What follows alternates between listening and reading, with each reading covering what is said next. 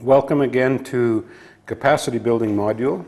We're still in the study unit called Train the Trainer, and this topic is the training cycle. Trainers like to use models. It's very important to have illustrations. Now, we know that some people use fables like Aesop. Jesus, for example, used parables. There are different ways of having models to get your point across as a trainer and to help people to remember what you've taught them. One of the favorite models is a cycle. Got some arrows going around and you start and return to the same place, and this model is one of the favorites. We'll see it not only in this topic, but for example in another module we talk about the project cycle. In this case we're talking about the training cycle, and the training cycle in fact follows very closely the project cycle, but with a special reference to training. And so it is that the first step in this cycle is to know the policies, the guidelines that exist around you and that you have to observe as a trainer.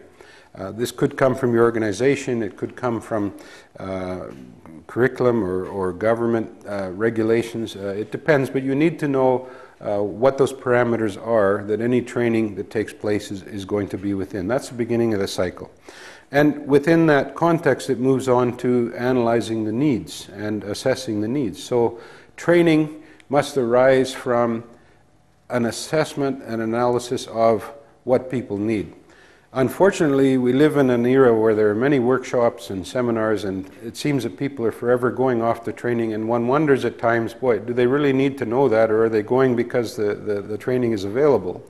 It's very important in an organization to be able to assess needs and make sure that the people are getting what they need and that we're not wasting resources on training for people that they won't really use or that they've already had in the past. And so that function of needs is very important. We then move on to the planning stage, and that is writing the planning objectives, the training objectives, and planning the training, determining where it should take place, who the facilitator should be, and so on. And in that planning stage, we have to understand and design and prepare something that will scratch where it itches in terms of the needs that we've assessed. And that brings us to the training itself, where we conduct training, where we in fact implement the plans that we've laid for the training. And we move on in this cycle to that stage of validating what's been done in training. Now, that may be through monitoring, it may be through evaluations. There are different ways of doing that in the course of training. Sometimes we monitor on a daily basis, feedback from the participants.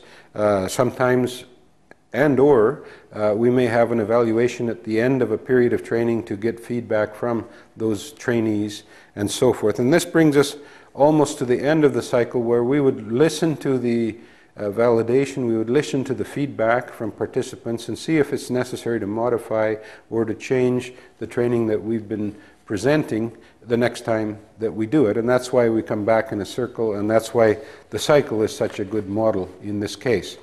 This is pretty well an overview, if you like, of how training happens. It doesn't matter whether it's a seminar, whether it's coaching, whether it's online training, there's all kinds. Whatever kind of training it is, in general, we need to understand that this training cycle is at play.